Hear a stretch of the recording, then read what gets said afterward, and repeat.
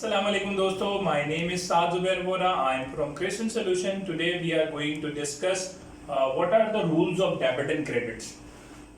Debit and credits के क्या rule होते हैं हमें देखना होगा, क्योंकि जब भी अगर आपको मालूम है कि एसेट क्या होता है, एक्सपेंस क्या होता है, लाइबिलिटी क्या होती है, कैपिटल क्या होता है, तो ये सारे इनके रूल्स होते हैं कि अगर इंक्रीज होगा तो डेबिट होगा या क्रेडिट होगा, वो हमें पता होना चाहिए। तो लेट्स सपोज जब एसेट इंक्रीज होता है, एसेट और एक्सपेंस जब भी इंक्रीज होते हैं, बहुत आसान सा रूल है, अगर एक साइड अगर आपको याद हो जाती है तो दूसरी साइड ऑटोमेटिकली याद हो जाती है, क्योंकि वो रिवर्स होता है। एसेट जब इंक्रीज होता है,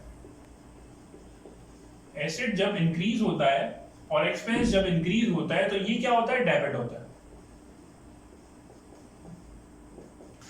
एसेट और एक्सपेंस जब भी इंक्रीज होंगे तो डेबिट होंगे। अब इसका उल्टा आप खुद ही सोच लें कि ये अगर डिक्रीज होंगे तो क्रेडिट होंगे। तो हम अगर वन साइड भी याद रख लें तो दूसरी साइड खुद ही याद हो जाती है। एसेट और एक्सपेंस इंक्रीज हुए, डेबिट हो गए। इसके अलावा लाइबिलिटीज हो गई, लाइबिलिटीज अगर इंक्रीज होगी तो ये क्रेडिट होगी,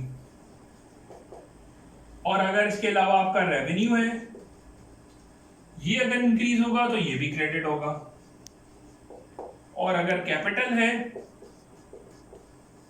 अगर ये इंक्रीज होगा तो ये भी क्रेडिट होगा। तो मैंने क्या किया, आसान कर दिया rules of debit and credit को। आप इस तरीके से याद करें कि एक साइड आपको याद हो जाए, एसेट और एक्सपेंस जब भी बढ़ता है डेबिट होता है, लायबिलिटीज, रेवेन्यू और कैपिटल जब भी बढ़ता है क्रेडिट होता है। अब जब ये सारी चीजें कम होंगी तो इसका रिवर्स इम्पैक्ट आ जाएगा।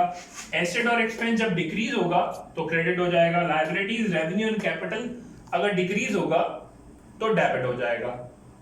So I hope you have enjoyed this video. Kindly do share with your friends and colleagues. Keep watching Christian Solution and subscribe our channel Christian Solution. Thank you.